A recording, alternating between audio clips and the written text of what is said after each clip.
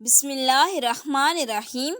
دیکھیے پیارے آقا مکی مدنی مصطفیٰ صلی اللہ علیہ وآلہ وسلم قیامت تک کا علم رکھنے والے، قیامت تک کیا کچھ ہوگا۔ آپ صلی اللہ علیہ وآلہ وسلم سب حالات دیکھتے ہیں۔ آپ صلی اللہ علیہ وآلہ وسلم جانتے تھے کہ میری امت شرک میں مبتلا نہیں ہوگی، میری امت اللہ پاک کا انکار نہیں کرے گی۔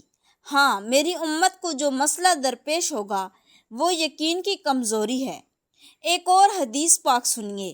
رسول رحمت شفیع امت صلی اللہ علیہ وآلہ وسلم نے فرمایا، اس امت کے پہلے لوگ یقین اور دنیا سے بے رغبتی کے ذریعے نجات پا گئے، اور اس امت کے آخر میں آنے والے کنجوسی اور لمبی امیدوں کے سبب ہلاک ہوں گے۔ افسوس، آج یہ بے یقینی کی کیفیت عام ہوتی جا رہی ہے۔ ہم الحمدللہ مسلمان ہیں، اللہ پاک پر ایمان رکھتے ہیں، مگر افسوس، ہم مانتے تو ہیں کہ اللہ پاک رزق دینے والا ہے، پھر بھی مال کے پیچھے مارے پھرتے ہیں۔ ہم مانتے ہیں کہ اللہ پاک مشکلات سے نجات دینے والا ہے، مگر پریشان اور ڈپریشن کا شکار رہتے ہیں۔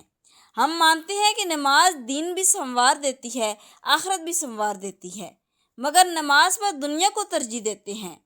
ہم مانتے ہیں کہ مسلمان کی ترقی قرآن پر عمل کرنے میں ہے، مگر قرآن نہ خود پڑھتے ہیں نہ بچوں کو پڑھاتے ہیں۔ ہم مانتے ہیں کہ اللہ پاک دعائیں قبول فرماتا ہے، مگر بے یقینی ہے۔ اول تو دعا مانگنے والے ہی بہت کم ہیں، مانگتے بھی ہیں تو بے یقینی کے ساتھ مانگتے ہیں۔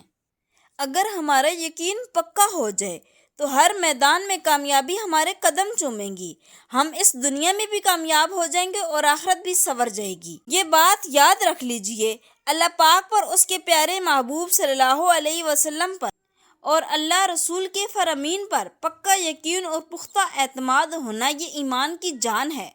اگر یہ اعتماد کمزور ہو جائے تو ہمارا ایمان ڈگمگا سکتا ہے۔ لہٰذا یہ لازم اور ضروری ہے کہ ہم اپنی عقل سے زیادہ، اپنی آنکھوں سے زیادہ، اپنے تجربے سے زیادہ اللہ رسول کے احکامات پر، ان کے فرامین پر اعتماد رکھیں۔ اللہ پاک ہمیں دنیا سے بے رغبتی نصیب فرمائے۔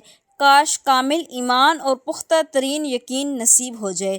آمین۔ جزاک اللہ خیرا کثیرا۔